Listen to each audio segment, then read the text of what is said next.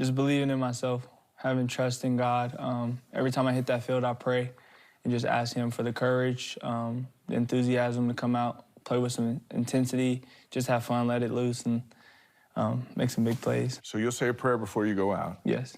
When you take a big hit out there and come to the sideline, do you say another prayer going, hey, what's going on with that? Typically, I don't typically say another one. The first prayer tries to cover it all? Cover it all, yeah. When you catch the ball, what's the first thing that goes through your mind? Score. No matter where you're at in the field? No matter where I am, no matter who's around me, I'm always trying to score, always.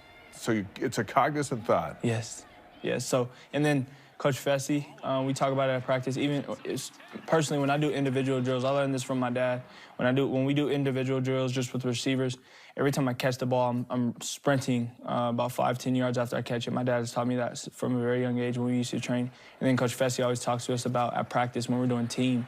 As soon as you catch the ball, even if you get tagged off, just finish up the field, burst for an extra couple steps. Just do you see how that's working? Yeah. It becomes unconscious competence, is what my uncle taught me. Unconscious competence? Yes. That's nice. Yes.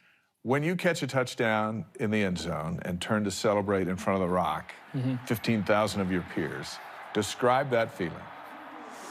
It's like I said, it's like dopamine on a million. It's like the dudes you're going to class with, the people you're going to class with, the females that you see on campus, all the other great people that you see, you get to score and make them cheer. It's pretty amazing. It's a great feeling. Is that the dream for a receiver, to be in that setting, in the end zone with your hands up in the air? Yes, indeed. I think that's why I play receiver, because I love scoring touchdowns and just making my team get points on the board and making the fans go crazy.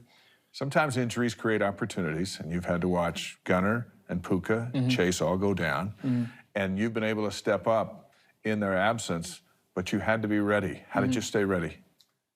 Man, when being out all last year, that prepared me for years to come. When I'm in the workforce, whatever I'm doing for the rest of my life, that last year sitting out has prepared me for these moments that I've dreamt about. I've dreamed about making plays. I've dreamed about catching the ball on this field. I've dreamed about scoring touchdowns in front of our fans. And it was a long time coming, but sitting back, man, it was so many times that my mind started to wonder if I would ever be able to do it again or make plays, and now I'm here. So sitting out definitely allowed me and keeps me motivated. The ball in your left foot, the bone that's supposed to be there, isn't there anymore. No, sir. And that's why you sat out last season. Yes, sir. Did you wonder if you were going to play again? Yes, sir. Multiple times. Multiple times I lost faith. Multiple times I was like, this might be it. It was so difficult, but you know, through adversity is when you find out how strong you are, and you find out if you're cut for it. And I was cut for that adversity, and it's kind of coming into fruition right now. What I went through, and the motivation that's continuously pushing me through.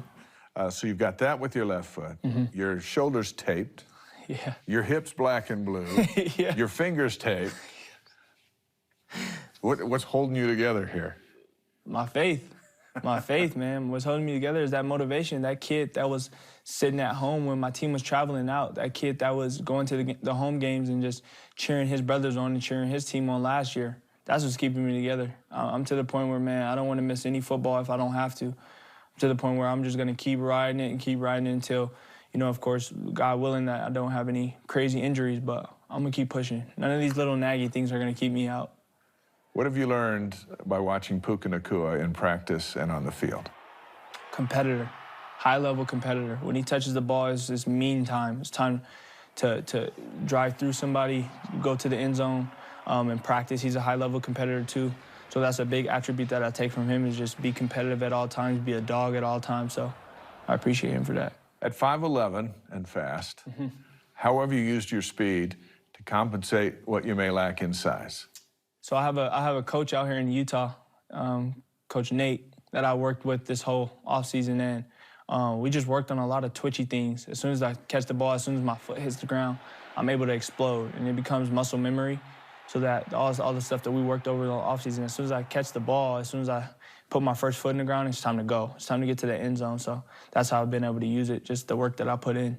You mentioned to me while we were visiting that you feel taller, you feel bigger on the football field. Yeah. Even though you know you're going up against a guy who might be 6'3". So when I hit the field, I don't care about anybody's size, how big they are, what their stature is.